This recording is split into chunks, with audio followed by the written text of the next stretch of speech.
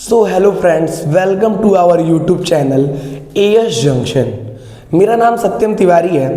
Friends, अभी तक हम लोगों ने एनसीईआरटी जियोग्राफी क्लास 6 का 5 चैप्टर प्रॉपरली डन कर लिया है।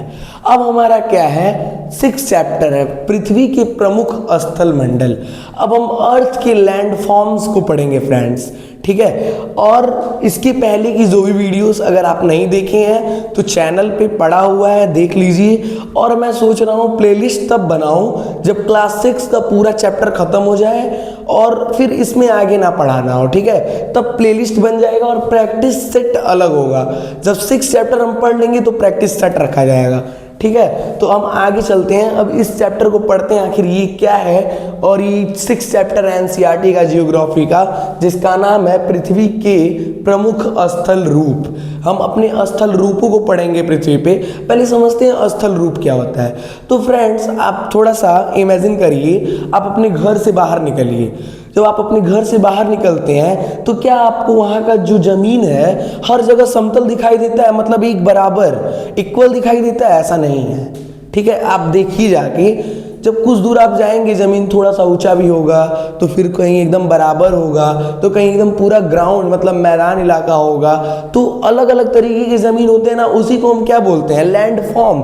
ये एक प्रकृति के द्वारा होता है। ऐसे ही पृथ्वी पे प्रमुख प्रकार के पर्वत जो कि ऊंचे होते हैं और प्रमुख प्रकार के पठार जो कि समतल होते हैं पाए जाते हैं। इसी को हम क्या कहते हैं, स्थल रूप। आप समझ गए होंगे, बहुत इजी सब्जेक्ट है और उतने ही इजी वे में हम समझेंगे। तो पहले तो एक डेफिनेशन भी देख लेते हैं। जो हमारा स्थल रूप होता है भाई, मैंने आपको बताया भी क्या, वही लिखा हुआ है कि पृथ्वी की सतह पर पाई जाने वाली प्राकृतिक ऊंचे ऊंचे आकार को स्थल रूप कहते हैं। जैसे हमारा अर्थ है ना, अब आप पहाड़ पठार मत देखने जाओ, अपने घर के बाहर जाओ, देखो कि कहीं कहीं ऐसी जमीन है थोड़ी सी ऊंची है तो कहीं नीची है। तो ऐसे ही ना हमारे अर्थ पे जो पर्वत है, पठार है, वो ऊंचे हैं और समतल पट्ट पे हैं, और ग्राउंड एकदम बराबर है, ठीक है। वो भी पूरे बराबर नहीं है, वो भी ऊंचे हैं, गड्ढे हैं, ठीक, समझ में आया। तो पृथ्वी की सतह पर पाए जाने वाले वे प्राकृतिक ऊंचे ऊंचे आकारों को हम स्थल रूप कहते हैं। हम यहाँ तक समझ गए। अब देखते हैं कि भाई अब ये जो बनता कैसे है और क्या है, कितने प्रकार के स्थल रूप हैं। तो पृथ्वी के प्रमुख स्थल रूप कौन कौन से, हम ये समझते हैं। पृथ्वी के पास 3 प्रमुख प्रकार के स्थल रूप हैं। पहला है पहाड़, ठीक है, माउंटेन्स।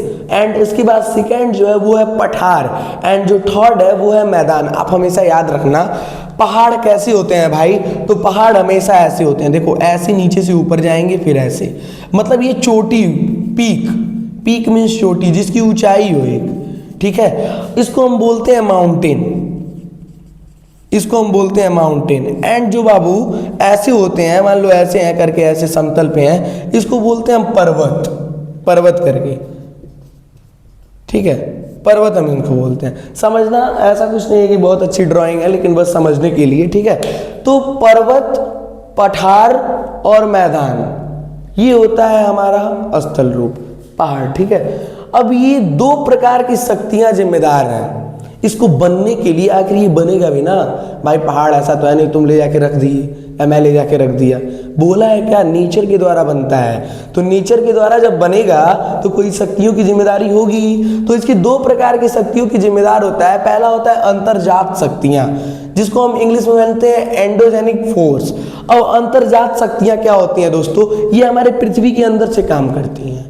अंतर्जात शक्तियां जो कि हमारे पृथ्वी से अंदर से काम करती हैं, पृथ्वी के अंदर काम करती है, पर्वत, पठार तथा अन्य स्थल रूपों का निर्माण करती है। अब कहोगे पृथ्वी के अंदर कैसे काम करती है, तो आप देखे होगे भाई हमारे अर्थ के अंदर ना ये 3 तरीके के लेयर होते हैं, ये 3 तरीके के लेयर होते हैं। इसको हम बोलते हैं क्रस्ट, एंड इसको बोलते हैं मेटल, एंड इसको बोलते हैं कोर, ठीक है। ये 3 तरीके के लेयर होते हैं। और भाई तुमको एक बात बता रहा हूँ, जितने डेप्थ में जाओगे टेम्परेचर बढ़ेगा, जितने डेप्थ में जाओगे प्रेशर बढ़ेगा।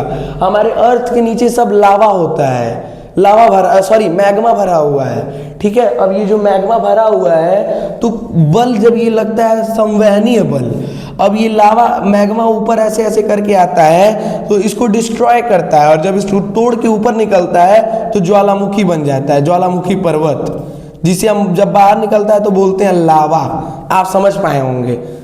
इसी ऐसे ही हमारे जो एंडोजेनेटिक फोर्स होते हैं, अंतर्जात बल, कुछ इसी तरीके से काम करते हैं, कुछ इसी तरीके से इनका प्रोसेस होता है। और इससे देखो मैं क्या बोला था आपको, भूकंप, अर्थक्वेक, ज्वालामुखी, वोल्केनो, पर्वत निर्माण।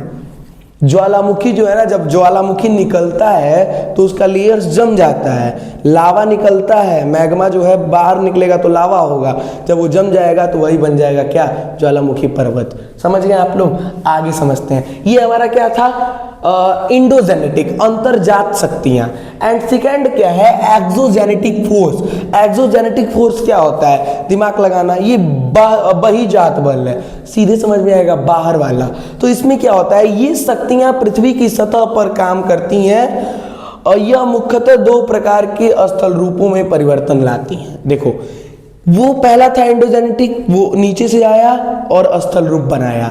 अब ये जो पावर है ना, ये जो फोर्स है, ये क्या करती है, जो बने हुए स्थल रूप हैं उसको आकार देती है। ठीक है, अब क्या कौन कौन सी होती है तो समझना। पहला होता है अपर्दन, चट्टानों और मिट्टियों का कटाव कर देती है। अपर्दन के द्वारा क्या होता है भाई, तो चट्टान और मिट्टी में कटाव आता है। और जो इसका सेकेंड टाइप है निक्षेपण। निक्षेपण में क्या होता है, कटे हुए पदार्थ का किसी अन्य स्थान पर जमा होना। दिमाग लगाओ, अपर्दन में क्या हुआ, पहले मान लो सामान था कुछ, कट गया भाई, अब क्या होगा, अब आएगा फिर निक्षेपण आएगा, निक्षेपण उसको ले जाएगा दूर और वहीं पे ले जाके जमा देगा।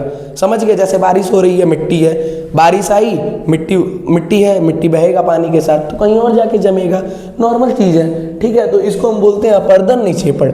अपर्दन पूछे क्या होता है तो बोलो, अपर्दन के समय चट्टानों में, पहाड़ों में, पर्वतों में कटाव लाया जाता है, और उसके बाद जब निक्षेपण आता है तो क्या होता है, वही कटे हुए पदार्थ को दूसरे जगह ले जाता है। नदियों में देखो, नदियों में भी ऐसा होता है। ये किसके द्वारा होता है, क्या चीज जिम्मेदार है अपर्दन और निक्षेपण होने के लिए, तो भाई वो नदियां, हवा, हिमनद और समुद्री लहरें, इन दोनों प्रक्रिया को पूरा करती हैं।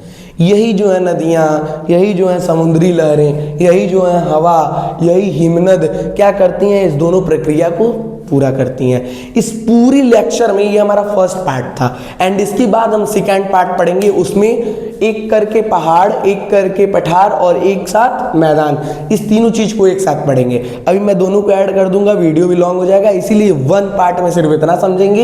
इसमें हमने क्या समझा, पृथ्वी के प्रमुख स्थल रूप। स्थल रूप मतलब आप देखते होंगे, जहां बाहर जाएंगे जो ऊंचा गड्ढा मिले, प्राकृतिक रहे, उसे क्या है, उसे हम बोलते हैं स्थल रूप। ठीक, हमने समझा कि प्रमुख स्थल रूप पर्वत हैं, पहाड़ हैं और मैदान है। इसमें दो प्रकार की शक्तियां जिम्मेदार होती हैं, एंडोजेनेटिक, एक्सोजेनेटिक। एंडोजेनेटिक में क्या होता है, जो अर्थ के अंदर से आती है। एक्सोजेनेटिक में दो बल काम करते हैं, दो चीज काम करते हैं, किसी भी चीज को दूसरे जगह ले जाने में, किसी चीज का कटाव करने में। अपर्दन और निक्षेपण वो होता है, और वो किसके द्वारा होता है, तो नदियां, हवा, हिमनद और समुद्री लहरों के द्वारा ये प्रक्रिया होता है। तो आपको वीडियो समझ में आई होगी, और इसका नोट्स बना लीजिएगा बढ़िया तरीके से। कुछ टाइम में इसका हम कोशिश कर रहे हैं कि इसका नोट्स आपको प्रोवाइड किया करें, लेकिन देखना भाई अपने हाथ से नोट्स बनाओ, क्योंकि वो अच्छा होता है। किसी का प्रोवाइड किया हुआ क्या फायदा, लिखोगे मेरा, अपने हाथ से इसमें कुछ और एक्स्ट्रा फैक्ट डालो, अपनी भी समझ के लाओ, फिर लिखो। ठीक, तो वीडियो अगर समझ में आई हो तो लाइक सब्सक्राइब जरूर करो। फिर इसके नेक्स्ट पार्ट के वीडियो में मिलते हैं, तब के लिए धन्यवाद, जय हिंद।